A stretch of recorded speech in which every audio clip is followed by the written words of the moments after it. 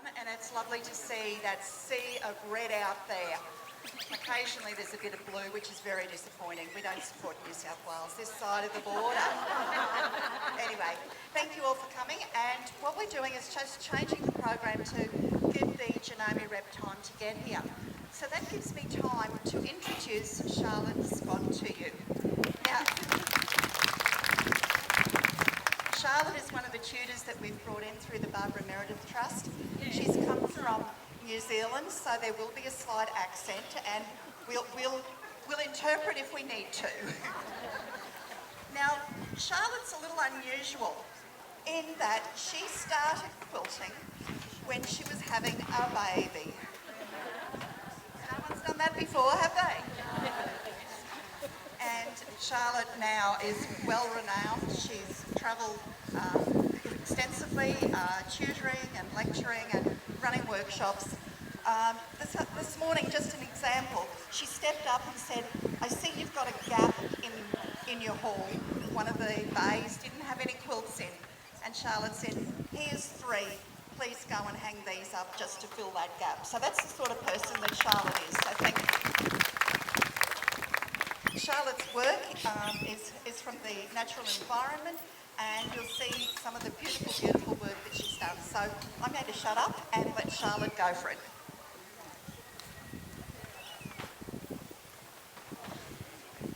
Good morning, everybody. Can you hear me? I tend to get a little bit of animated when I talk, so if I start waving the microphone around, just wave at me and I'll remind myself to hold it a bit closer to my mouth. So yes, I've come all the way across the ditch. I've spent a little bit of time with my family. All my family have become Aussies, much to my dismay. All 6 of my siblings and my parents live over here too. So I'll try and inject a little bit of Aussie into it for you. Okay, so we're going to start right at the beginning with my very, very first quilt, as Chris said, I made for my baby. And I started this as a procrastination project because I was studying to be a midwife, and I was wandering the library shelves and found a book on making these little tumbling blocks. And of course it was all done by hand. I didn't own a sewing machine, and I finished it for my baby boy, and I was very, very proud of it. And I went to our local quilting show. I was wandering up and down the streets with this quilt over the pushchair, and I saw a quilting show, and I went in and said, oh, I'm a quilter now. So it was back in the days of those poppies and French braid quilts, and I walked in and it just blew me away. So I thought, crikey. And I went up to the counter and I said to the lady, I said, I'm a quilter too, here's my quilt. And she looked at it and she said, that's nice, dear. Now we do have beginner classes starting. So I signed up, and she taught me, we'll pull this one out. She taught me the old sampler quilt, which I probably gave away. And I found this quilt in where I work as a midwife in the cupboard a few years ago and rescued it because we all made applique quilts at that class, and we donated them to our local maternity unit where I work. And this one is so thin because it's been hand washed by the midwives so many times. It once upon a time did have cotton batting in it, but now you wouldn't know it. So not long after that I started making my own quilts. You can pull that one out. I really didn't follow patterns, it wasn't my thing. And so this was one of my first pieced and applique quilts. I think with Jenny Bowker actually, I was pretty enthralled with her work, which is where this pieced background idea comes from. I did learn a really good lesson with this quilt though. If you turn it around, quilts that you take to shows and then demonstrate paint with doesn't really work. I got paint all over the back of it, but I converted it to swallows, and so I was quite proud of my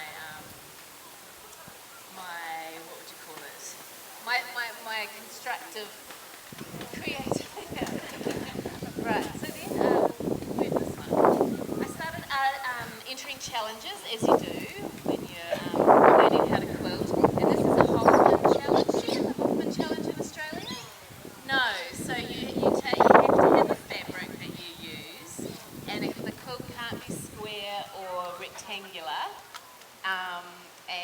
so the fabric that I used was this one here. And so and it was my own passion, and I'd really started to kind of branch out into designing my own applique, my own designs.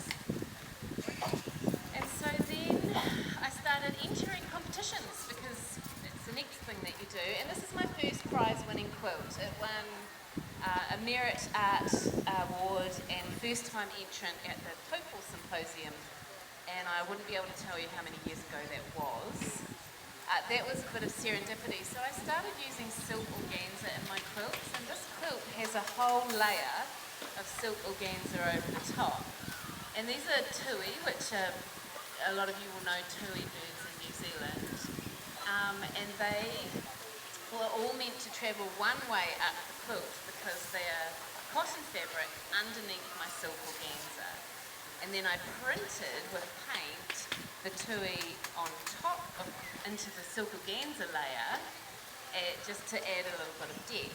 And then serendipitously, I put the silk organza the wrong way. And I ended up with this kind of cross effect and quite a translucent sort of depth thing going on. And so that little serendipitous kind of oopsie won me a prize. This quilt actually toured Australia. This was an entry to Rita Smith's Living Colour exhibition that she curated. And this is a big learning quilt for me. The background is yellow hand-dyed silk, and the drawing is done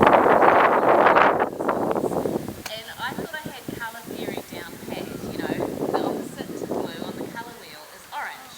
So I was right, I want a real burst of colour, so I've done this blue dragonfly. I stuck it on an orange background, and I was using tints and tones of orange. And tints and tones of orange actually turn out really muddy, and it was horrendous, so I threw it down in disgust, and it had to land on the yellow pile of red doses, and it just went pop, and I thought, okay, that's the intuitive philosophy as well as the theory. Okay, so these two, you can actually hold these two up together.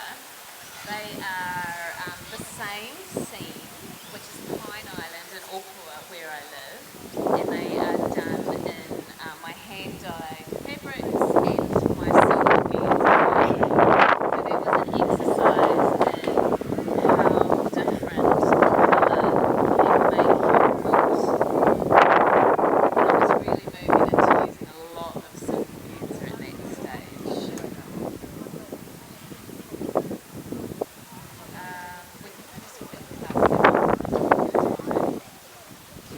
I've had to condense my talk. I thought I had the whole 45 minutes, and they said, no, actually you have to share that with Maria. So we're just condensing a little bit. But these two are actually, I like to show them because it really shows people what I mean when I'm talking about a layer of silk organza over the top of my quilt. And so this orange pigeon, kiraru, or kukapa, depending what part of New Zealand you come from, is actually cut out of this one here. It's the same fabric, but the orange fabric on this one is behind the silk organza, whereas the orange fabric on this one is on top of the silk organza. So if you're doing the Misty Woodland class with me on Saturday and Sunday, you'll get to play with silk organza and doing some of that layering. So it's a really useful tool for depth in your quilts and things like that. Okay. So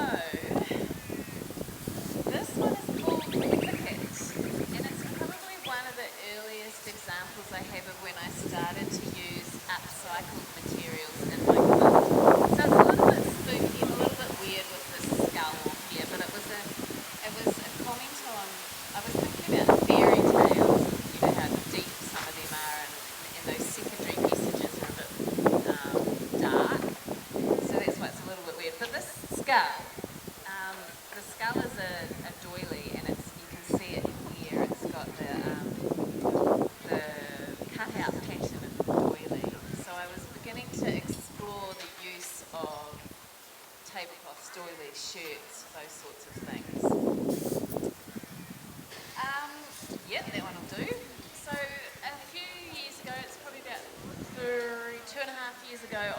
moved out to a little place called Elliot Bay on the coast, and I became a campground manager, just because. And out on the coast there are these most amazing pūtikawa trees, and so I couldn't help but make a quilt with pūtikawa trees on it. These are small pūtikawas, those are big pūtikawas, and I've really started, this quilt here is entirely made of upcycled and recycled fabrics. There's silk in the background, there's linen in the foreground, and this one has a lot of the piecing here is made from shirts, tablecloths, linen fabrics, doilies, serviettes that I find and I hand dye them to give them a new lease in life. I started doing the whole doily, like keep them white thing, but it really didn't float my boat, so I actually hand dye them in a way to give them sort of new life and use them in my quilts. This is another Elliot Bay quilt. It's a beautiful beach there, it's absolutely stunning, and this quilt too uses a lot of upcycled fabrics. I might be able to, oh no, that's right. Yeah, and we'll bring this one out. I did a class with Maria Shell in Auckland, and there was quite a bit of sort of improv piecing, so that occasionally turns up in my quilts. And this one here, it probably needs a closer inspection to see the details, but it's about, so where I was out at Elliot Bay, there was a lot of old Māori settlements that weren't there anymore, and every now and then bones would wash out of the beach. And Cyclone Gabriel, which was a delightful experience, washed out about 17 sort of sets of skeletons, and we had an archaeologist there for about 6 weeks digging out all these bones and putting stories together of these people, and then they were reinterred in a different space where they wouldn't be able to wash out into the tide. And so this quilt actually has printing down the bottom, and it says layers of history and stories, loves, and lost. And it is all upcycled fabric, but actually most of it is not hand dyed in this one.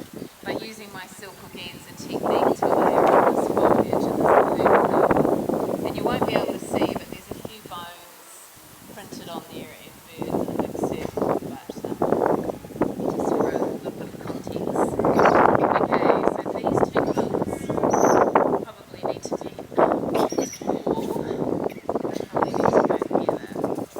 So these two are my quilts that are real commentary on our textile industry and how much waste the fast fashion industries and things make. So this was the first quilt made, and it's called Consumption Extinction. That's my daughter. I got her to lie down on a piece of paper and draw around her so I could get the proportions of the bones correct. Because I'd start with the skull, and by the time I got to the feet were about 3 sizes too big. So then this is the second quilt, and it's called Thoughtful Consumption. So it's they're a little bit of, and they're entirely made of upcycled fabric, including the backs of them. That one's just a plain white sheet I found, but this one, do you remember these sheets? Who had them on their heads? Yeah. So this one actually hung in Geelong at the National Wool Museum, which was pretty cool. And then I have 3 small quilts to show you. These are kind of my latest quilts that I've finished, so I thought you'd like to see like my newest and things. Yeah, that way's up. This one is called Keep Breathing, and it actually has, I think it's mixed media because it's got freezer paper in there. These 3 birds are under the layer of silk organza that's over the top of them, so they're held down really nicely, and it's not going to go in the washing machine. So I had these beautiful bits of freezer paper stencils left over, so that the birds are freezer paper, because why not? This one is a collage sort of quilt, and we're doing a collage class on Friday, I believe. And this one again has got my plant printing that I do a lot of. Inside, the quilts inside have the plant printing and the silk organza layers as well. and using a bit of my hand-dyed thread and things. And I think that's about where I'll end it, so that Maria gets time to do her little thing as well. Unless anyone has any burning questions. No?